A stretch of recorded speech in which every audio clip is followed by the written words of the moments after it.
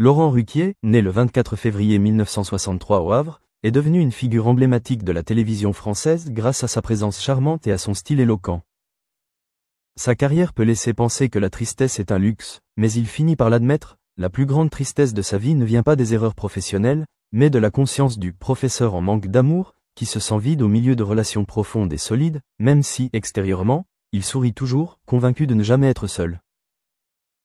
Depuis ses débuts de chroniqueur culturel pour de petits journaux jusqu'à ses émissions « On n'est pas couché » ou « Les grosses têtes », Laurent s'est forgé l'image d'un homme déterminé, osant dire ce qu'il pense.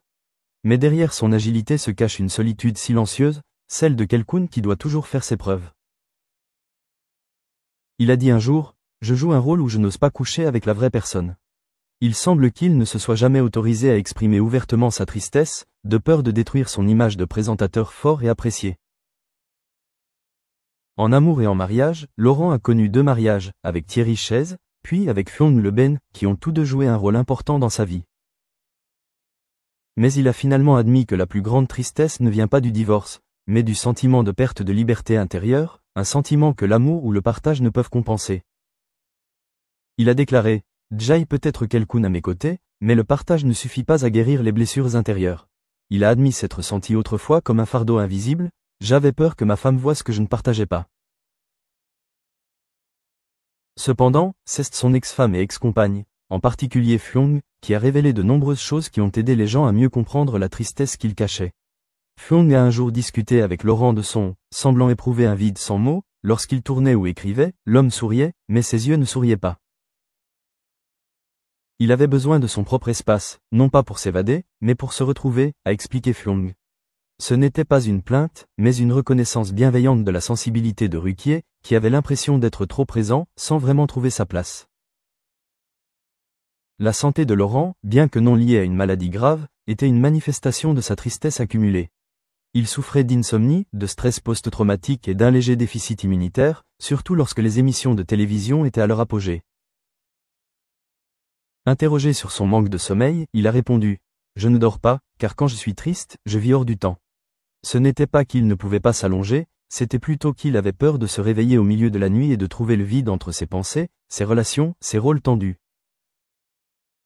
Sa famille, ses parents, sa sœur, a joué un rôle important dans le cheminement de renaissance intérieure de Laurent. Ses parents s'inquiétaient autrefois de voir leur fils rester silencieux pendant des jours. Sa mère a confié à des amis lors d'une soirée privée « Laurent est quelqu'un de doux, toujours prêt à faire plaisir.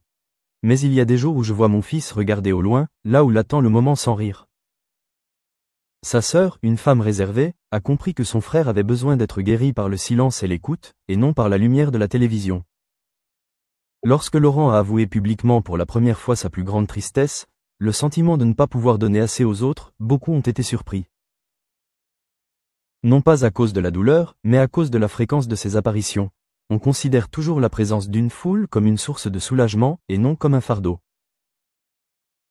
Mais pour lui, plus la foule est nombreuse, plus la solitude est profonde. Au milieu des applaudissements, je me sens souvent plus seul dans le noir, a-t-il déclaré. Et le sourire humoristique qu'il arbore à la télévision est parfois sa façon de gérer sa propre tristesse, comme un analgésique psychologique. Son amour ultérieur, avec une amie journaliste, dont la relation est restée secrète, est plus silencieux que bavard. Elle a confié un jour, il choisit souvent de ne pas parler les nuits où il a du mal à dormir, mais si je m'allonge simplement à côté de lui, sans rien demander, tout semble plus facile. C'était la première fois que des personnes extérieures acceptaient Laurent non pas comme un rôle, mais comme une personne.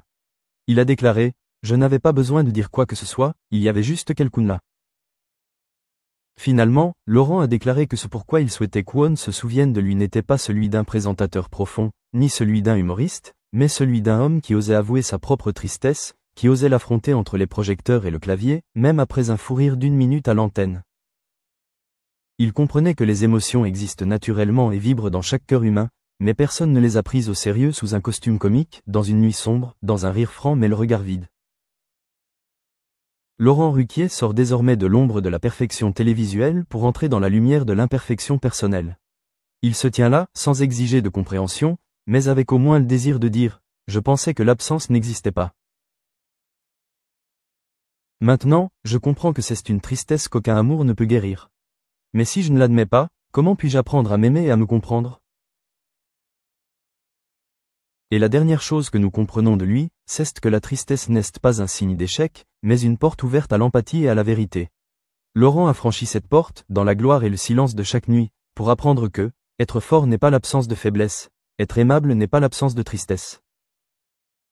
Et c'est peut-être pour cela que nous l'aimons davantage, parce qu'il est un homme qui ose être triste et qui ose vivre avec cette tristesse sans perdre le sourire. Thierry Lhermitte a non seulement admis que sa plus grande tristesse provenait du cancer et des conflits amoureux, mais il a aussi osé avancer en silence, empli d'émotion et de sincérité. Immédiatement après la fin de sa chimiothérapie, il a demandé au médecin de le laisser rester quelques jours chez lui plutôt que d'être hospitalisé. C'est alors qu'il s'est réveillé au milieu de la nuit, non pas pour prendre des médicaments, mais pour réécrire le texte d'une pièce non montée, car il se disait, si je me tais, je vais peut-être m'évanouir. À cet instant, il a réalisé qu'il était tombé amoureux d'une autre porte, non pas celle de la scène, mais celle qui est en lui-même, menant à une histoire jamais racontée. Thierry a avoué que, dans sa petite maison au cœur de Paris, il y avait un coin tranquille et sombre où il restait assis pendant des heures, une pipe à la main, à regarder le balcon où scintillaient les lumières de la ville, mais il n'allumait pas la lumière. Quand les lumières s'éteignent, les gens entendent leur battement de cœur et ressentent qu'ils n'ont plus besoin de paix que de bruit, a-t-il déclaré. Il semble que son plus grand héritage ne soit pas ses rires ou ses rôles mémorables, mais son courage à inviter au silence, non pas à la manière d'un artiste, mais à la manière d'un homme qui a vécu, souffert, aimé et qui est prêt à s'accepter tel qu'il est. Thierry a aussi progressivement appris à vivre sans avoir à rivaliser avec les lumières ou les projecteurs. Il choisissait de lire des classiques français à voix basse avant de se coucher. Il écrivait son journal à la main, ne publiant rien sur les réseaux sociaux, car il estimait que le clavier ne pouvait pas pleinement traduire son cri solitaire après la chambre chimique. De nombreux amis proches ont tenté de le persuader d'écrire ses mémoires, mais Thierry a refusé. Si j'y accent aigu cri, je ne ressentirai plus la tristesse. Je veux qu'elle soit légère, pour pouvoir vivre avec. Il aime désormais sa femme, Caroline, mais ce n'est plus le genre d'amour que l'on affiche sur les tapis rouges ou dans les médias. Il racontait que lorsqu'elle lui avait préparé son dîner préféré ce soir-là et qu'il était rentré, toute la journée de maladie, de travail et de souffrance avait disparu. C'est à ce moment-là qu'il s'était senti l'homme le plus chanceux du monde, même si son cœur était vide, même si son corps ne l'avait pas écouté. Il avait aussi appris à s'aimer, à prendre soin de lui sans culpabiliser du temps perdu. Il avait accepté de dormir moins et d'écrire davantage, il avait accepté de ne plus courir tous les matins, mais de vouloir toujours prendre son petit déjeuner aux côtés de Caroline. Il s'était regardé dans le miroir et s'était vu, ridé, mais il avait aussi vu dans ses yeux un homme qui savait aimer différemment. Il avait dit, 1 an plus tard, quand j'ai revu cette photo, j'ai vu l'homme qui attendait toujours. Attendant de chanter, attendant de rire, attendant d'aimer. Il n'avait plus peur que son mariage s'effondre. Il n'avait plus peur d'être inutile.